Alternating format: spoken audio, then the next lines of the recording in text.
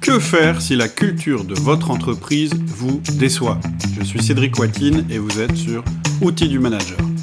J'ai un sentiment qui revient très souvent de la part des managers avec qui je discute ou que je rencontre sur le forum Outils du Manager. C'est cette déception que certains éprouvent vis-à-vis de leur environnement de travail, vis-à-vis de leur entreprise, vis-à-vis de leur boss, vis-à-vis de leurs collègues.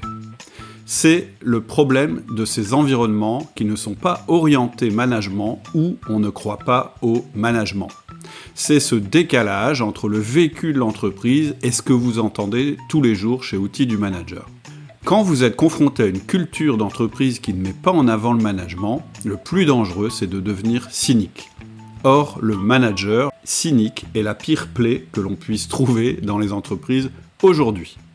Alors pour ne pas devenir cynique, je vous propose de passer à l'action et de changer la culture de votre entreprise. On va voir ce qu'est la culture d'entreprise, comment la changer en théorie, comment la changer en pratique et que faire si vous ne supportez plus votre patron. Qu'est-ce que la culture d'entreprise? La culture d'entreprise, ça n'est pas ce qui est écrit dans les plaquettes. Ça n'est pas le fait qu'il y ait un baby-foot, ça n'est pas le fait que l'organigramme soit distribué ou pas, ça n'est pas le fait que l'organigramme soit plat ou pas plat, ou qu'il y ait un organigramme ou qu'il n'y ait pas d'organigramme. Je ne crois pas à la culture d'entreprise imposée d'en haut avec des plaquettes, des belles phrases ou avec une forme d'organisation particulière. Je ne crois pas aux injonctions, je ne crois pas aux bonnes intentions.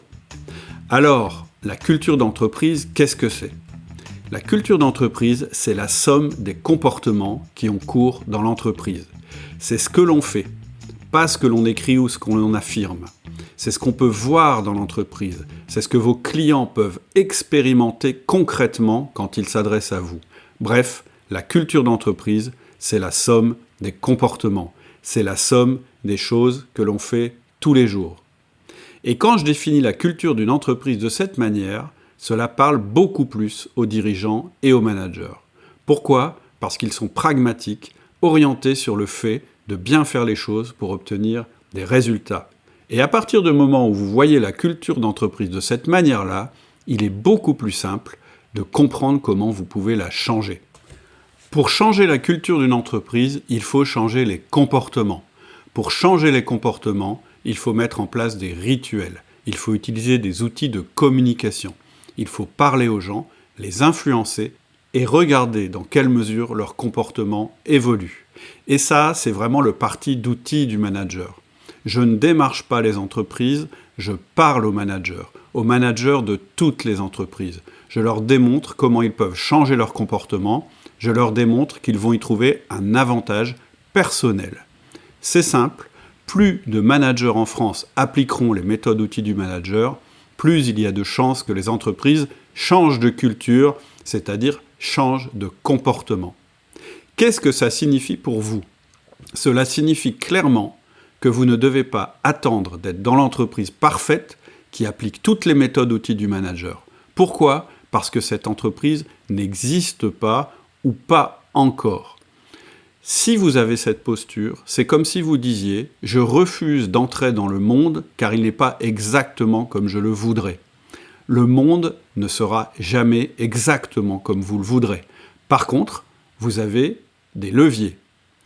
Et donc maintenant, je vais vous montrer comment vous pouvez changer la culture de votre entreprise. Et je vais vous proposer de le faire à travers 2 phrases très connues que j'ai un peu modifiées. La première, c'est « Ne te demande pas ce que ton entreprise peut faire pour toi, mais ce que tu peux faire pour ton entreprise ». Et la deuxième, c'est « Ne parle pas de ce que tu ne peux pas changer, mais agis sur ce que tu peux changer ». La première chose, c'est de ne pas te demander ce que ton entreprise peut faire pour toi, mais de voir ce que tu peux faire pour ton entreprise. En fait, ton objectif en tant que manager, c'est d'atteindre les 2 R. Les 2 R du management, ce sont les résultats et la rétention.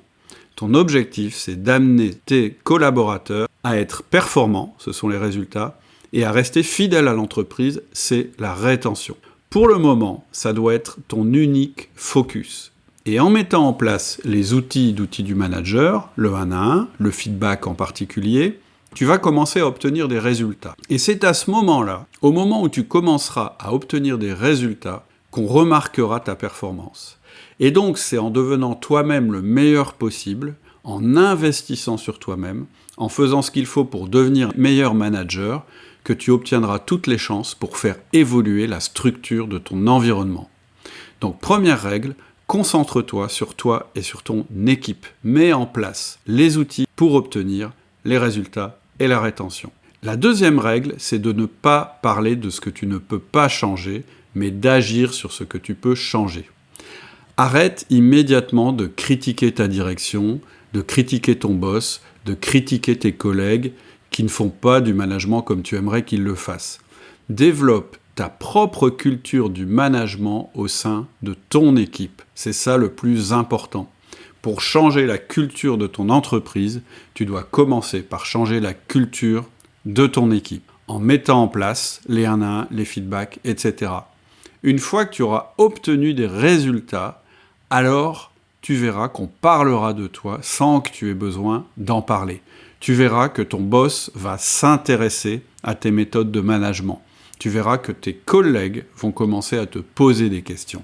Et là, tu sauras que tu as gagné. Si tu veux savoir quels outils tu dois mettre en place pour commencer à changer la culture de ton équipe, le mieux, c'est de lire mon livre « Le Manager Essentiel » dont je te mettrai le lien en descriptif. Une fois que tu auras mis en place ce que je viens de te proposer, tu pourras te poser la question « Est-ce que ton patron a la bonne culture du management ?» Comment voir si ton patron a la bonne culture de management ? Eh bien, la réponse est très simple. Est-ce qu'il obtient de la rétention et est-ce qu'il obtient des résultats ? C'est-à-dire que tu vas devoir faire un effort sur ton jugement critique et l'affiner un petit peu. Plutôt que de te dire « mon patron est mauvais », tu vas faire 2 colonnes. Dans la colonne de gauche, tu vas lister les comportements qui, selon toi, sont les bons, parce qu'ils obtiennent de bons résultats. Et dans la colonne de droite, les comportements qui, selon toi, sont mauvais, parce qu'il obtient de mauvais résultats avec cela. Par exemple, à gauche, il développe le chiffre d'affaires. À droite, il démotive tout le monde par son arrogance. Et ensuite, tu vas affiner ton jugement par des comportements. Quels sont les comportements spécifiques que tu peux décrire et qui sont, selon toi, mauvais ? Et pour chaque ligne, tu vas te poser les questions suivantes. La première chose, tu vas te dire que le comportement négatif que tu as vu sera désormais pour toi un contre-exemple. Tu t'interdiras de le faire. La deuxième chose, tu vas te poser la question, dans tes comportements à toi, si certains ne pourraient pas compenser les faiblesses de ton boss. Et en face des comportements que tu trouves bons, tu vas les noter comme une compétence que tu dois acquérir auprès de lui ou auprès d'elle pour devenir meilleur. Et si après avoir fait ça et après m'avoir écouté, tu penses toujours qu'il est insupportable de rester dans cette entreprise, je te prépare un petit test qu'on va appeler le Should I Stay or Should I Go ? Est-ce que je dois rester ou est-ce que je dois partir ? Mais en attendant, si ce n'est pas déjà fait, télécharge mon livre, Le Manager Essentiel. Voilà, c'est tout pour aujourd'hui. J'espère que ça vous a plu. Et si c'est le cas, j'aimerais vous demander un petit geste. Vous savez peut-être que la notoriété d'Outils du Manager repose sur le bouche à oreille. On n'a pas du tout la puissance marketing des grands médias qui commencent à déferler dans le monde des podcasts. Ce déferlement réduit notre visibilité et notre chance de trouver de nouveaux auditeurs. Alors, pour nous rendre plus visibles, il n'y a qu'une seule chose à faire, indiquer que vous aimez ce que nous faisons. Pour cela, allez dans votre appli de podcast et mettez-nous la note maximale. Ce petit geste nous rendra plus visibles et contribuera à un management plus efficace et éthique dans nos entreprises. Merci beaucoup et à bientôt.